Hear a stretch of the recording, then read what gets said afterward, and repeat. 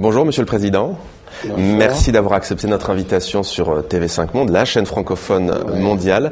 Alors vous êtes à Paris dans le cadre du sommet de l'Elysée pour la paix et la sécurité en Afrique, qui intervient alors que la France s'apprête à intervenir militairement en Centrafrique.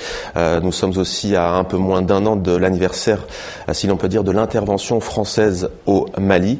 Qu'attendez-vous concrètement de ce sommet ? Nous pensons qu'il était temps qu'on se penche sur la sécurité en Afrique, avec la France, qui est quand même un pays qui a des relations et des intérêts assez importantes dans le continent africain. Alors la France qui intervient, Monsieur le Président, au Mali, en Centrafrique, vous évoquiez Addis Abeba, au siège de l'Union africaine. Est-ce que ce n'est pas l'aveu d'un échec pour l'organisation ? Non, la France n'intervient pas tout seul. La France est accompagnée par des troupes africaines qui, dans le cas de l'Afrique, de Centrafrique, sont déjà sur place, n'est-ce pas? Je pense aux troupes des pays de l'Afrique centrale, n'est-ce pas? Notamment le Congo. Mais la France aussi, c'est un geste de solidarité à l'Afrique, un geste d'amitié, n'est-ce pas, pour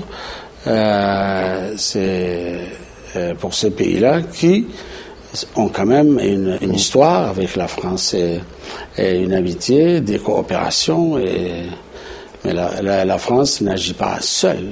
Alors justement, Monsieur le Président, puisque vous parlez de coopération, il y a un autre volet qui sera abordé lors de ce sommet, c'est le volet économique, les affaires. Même question, qu'attendez-vous à ce niveau-là? Beaucoup. C'est, comme disait le président François Hollande hier, la France vers l'Afrique, l'Afrique vers la France, les échanges entre l'Afrique et la France a décidé de pouvoir investir en Afrique et créer des centaines de milliers d'emplois en France dans le cadre de cet échange, n'est-ce pas? Importer, exporter, un cadre de partenariat qui soit plus offensif et plus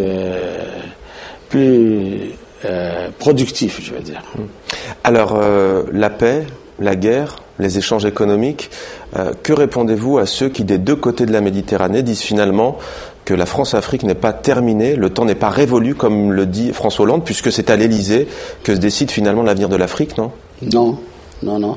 La France-Afrique, vous savez, il y a la terminologie péjorative, n'est-ce pas, qui est donnée dans ce vocable, n'est-ce pas, n'est pas appropriée de toutes les façons, n'est-ce pas? L'Afrique n'est plus ce qu'elle était hier. Le continent est en marche vers un développement, n'est-ce pas, intégré et cohérent, n'est-ce pas?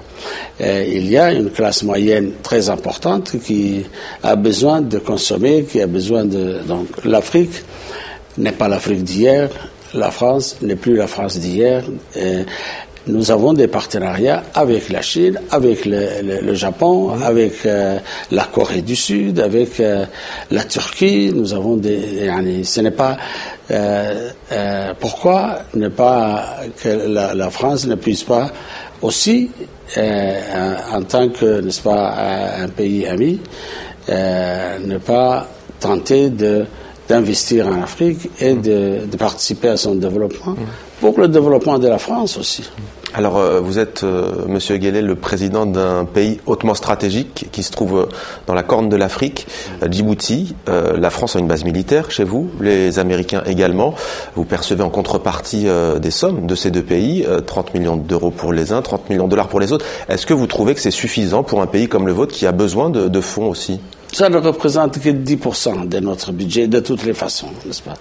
Mais ce n'est pas là le problème. Le problème est à Djibouti, compte tenu de notre position, nous sommes en État, nous avons le devoir de participer à la paix de la région et à sa sécurité, n'est-ce pas? Donc, nous avons signé avec la France de lui accorder une base, ce n'est pas pour... Jusqu'en 2016, 2015 Oui, nous avons renouvelé l'accord avec le président Sarkozy en 2011. Mais ce n'est pas pour l'argent. Les États-Unis, nous avons signé un accord en 2003 dans le cadre de la lutte contre le terrorisme. Et d'ailleurs, la base s'occupe uniquement de la lutte contre le terrorisme. Alors, puisque vous évoquez le terrorisme, Monsieur le Président, il y a un pays voisin de Djibouti qui est la Somalie, qui connaît une guerre civile interminable. Il y a notamment les attaques que multiplient ceux que l'on appelle les Chebabs somaliens. Que faut-il faire, selon vous, pour mettre fin, pour ramener la paix dans ce conflit ? Nous pensons que actuellement, à la fin de 2013, que nous approchons du but, n'est-ce pas, pour chasser définitivement les Chebabs et de mettre fin, si vous voulez, à l'insurrection, à la souffrance du peuple somalien. Parce que c'est une organisation qui est affiliée à Al-Qaïda, qui ne pense pas renverser un gouvernement qui existe et le remplacer, n'est-ce pas? Mais détruire le pays et détruire toute la région, n'est-ce pas? Par conséquent, dans le cadre de la MISOM, 4 pays africains, ou 5, je crois, ont envoyé des troupes, dont Djibouti, pour s'opposer à cette force, n'est-ce pas, qui était assez structurée, mais qui commence à disparaître, n'est-ce pas, à être chassée petit à petit de l'ensemble du territoire somalien. Alors, selon certains observateurs, ces Chebabs somaliens tenteraient de créer une base arrière dans votre pays. À ce sujet d'ailleurs, un bidonville a été rasé récemment, au mois de novembre. Selon les autorités djiboutiennes, des Chebabs somaliens justement s'y trouvaient. Pour vos adversaires politiques, je vous vois sourire, vous devinez la question, et ils disent que c'était un bastion de l'opposition. Non, pas du tout. Que c'était un bastion de l'opposition. Ni autre chose, mais c'était un gîte de la contrebande de cigarettes qui est très proche de la capitale. Ce n'est pas un quartier structuré non plus. Ce sont des installations illégales un matériau léger qui était là, parce que là aussi c'est à l'approche des avions à côté de l'aéroport, n'est-ce pas? Ou n'importe qui pourrait se trouver là-bas avec une seule balle pourrait faire attenter à la vie des centaines de personnes, n'est-ce pas? Nous avons déjà averti ces gens-là de ne pas se trouver là. Il y a aussi le problème de la nappe qui alimente l'eau de Djibouti, qui se trouve dans cette zone-là. Donc c'est une opération administrative, n'est-ce pas, et policière. Ce n'est ni bastion ni rien du tout. Alors, Monsieur le Président, vous avez toujours été soutenu par la France et les autorités françaises dans ce qu'on appelle l'affaire Borel, du nom de ce magistrat français qui a disparu à Djibouti en 1995. Il a été retrouvé assassiné. Si vous aviez... assassiné, ça c'est vous qui le dites. Hein. Il faut le prouver d'abord, n'est-ce pas? Ensuite, nous avons déjà donné notre version des choses. Nous avons dit que s'il y a assassinat ou quelque chose, nous sommes à Djibouti, nous n'avons rien à voir là-dedans. C'est une affaire franco-française. Mais que répondriez-vous, Monsieur le Président, par exemple, à sa veuve qui vous met directement en cause dans ce qu'elle qualifie d'assassinat? Mais c'est elle qui a dit qu'elle le prouve, je veux dire. Non, mais je vous ai posé la question tout à l'heure en vous disant comment une affaire judiciaire qui dure depuis 15 ans n'a jamais été présenté devant un tribunal. Pourquoi? Cherchez, vous trouverez la réponse là. Mais s'il y a un témoin clé qui veut témoigner, vous... Mais où il est? Au Yémen, non? Non, pas du tout. Non. Tout ça, c'est des histoires inventées, là.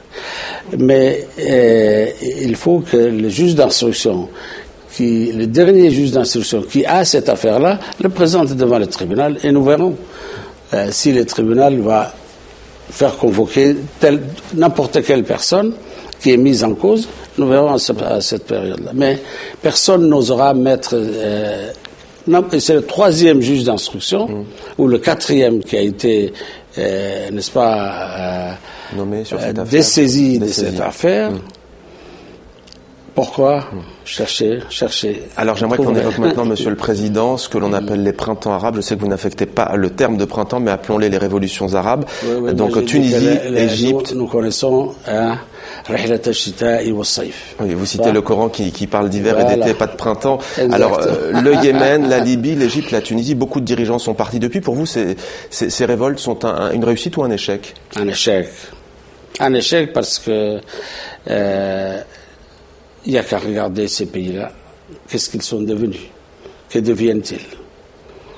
Pourquoi, s'il y a une révolution, la période post-révolutionnaire n'a pas été, n'a pas pris le temps qu'il fallait pour qu'on puisse revenir, si vous voulez, à une démocratie, à des libertés. Peut-être parce que certains tentent de déstabiliser ces transitions démocratiques. C'était déjà prévu, ça.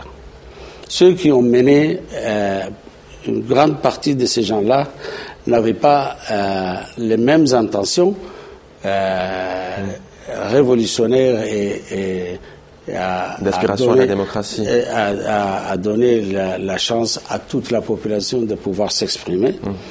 Mais ils avaient déjà d'autres agendas qui étaient d'opprimer encore davantage, de forcer les gens à la population à accepter une seule directive qui est le fondamentalisme. Djibouti est un pays membre de la Ligue arabe, c'est un pays arabe. Vous avez connu, vous aussi, à cette période, il y a 3 ans, des manifestations. Pour vous, c'était un malaise social, sans plus ni moins, ou alors il y a vraiment aussi là le ferment d'une révolution pour une démocratie? Pas une révolution pour une démocratie, mais le fondamentalisme et l'intégrisme islamique qui se trouvaient dans les parages, n'est-ce pas? Donc, mais ça n'avait rien de politique. Alors, vous êtes au pouvoir, Monsieur le Président, depuis 1999, c'est votre 3e mandat. Les Djiboutiens vont se choisir un nouveau président en 2016. Est-ce que vous allez briguer un nouveau mandat? Nous verrons ça en son temps. Vous aviez déclaré il y a quelques mois, si je ne m'abuse, en lisant une interview de vous, que vous ne seriez pas candidat. Vous avez changé d'avis? Non, mais c'est votre question qui m'oblige à dire cette réponse. J'ai déjà donné mon avis, j'ai déjà pris ma position, et je m'arrête là, quoi. Mais si vous me reposez la question, je vous dirai encore ce que je viens de dire. Alors, Djibouti est membre de nombreuses organisations internationales. Monsieur le Président, je viens de citer la Ligue arabe, il y a bien entendu l'Organisation des Nations Unies. Il y a aussi l'Organisation internationale de la francophonie, l'OIF. Vous savez que TV5 Monde est la chaîne de la francophonie. Absolument. Quel rapport entretenez-vous avec la langue française, avec la langue de Molière? Tout notre système éducatif utilise la langue française, n'est-ce pas? Mais il y a la langue arabe. Il y a les langues nationales.